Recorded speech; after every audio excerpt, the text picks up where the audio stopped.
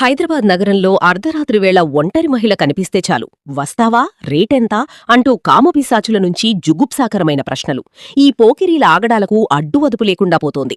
ఈ అరాచకానికి ముగింపు పలకాలని నిర్ణయించుకున్న Malkajgiri police commissioner Sumathi IPS సాధారణ మహిళగా మారి అర్ధరాత్రి రంగంలోకి దిగారు. ఆమె చేపట్టిన సీక్రెట్ ఆపరేషన్ ఇప్పుడు పోకిరీల గుండెల్లో వణుకు పుట్టిస్తోంది.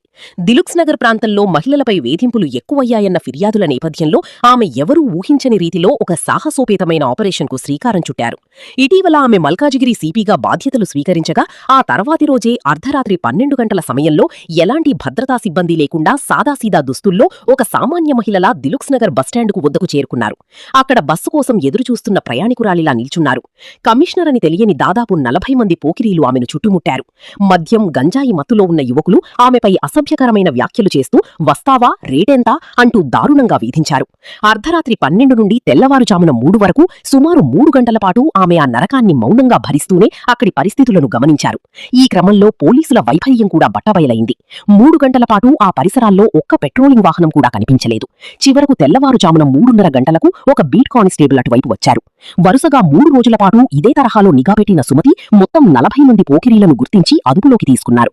వీరిలో అత్యధికంగా హాస్టల్స్లో ఉంటూ చదువుకోవాల్సిన విద్యార్థులే ఉండటం గమనార్హం. మద్యం డ్రగ్స్ మత్తులో విద్యార్థులు దారి తప్పుతున్నారని, మహిళలు ఒంటరిగా కనిపిస్తే మృగాల్లా ప్రవర్తిస్తున్నారని కమిషనర్ ఆగ్రహం వ్యక్తం చేశారు. నిందితులందరికీ కౌన్సిలింగ్ నిర్వహించడంతో పాటు విధి నిర్వహణలో నిర్లక్ష్యం వహించిన పెట్రోలింగ్ సిబ్బందిపై కూడా ఆమె సీరియస్ అయ్యారు.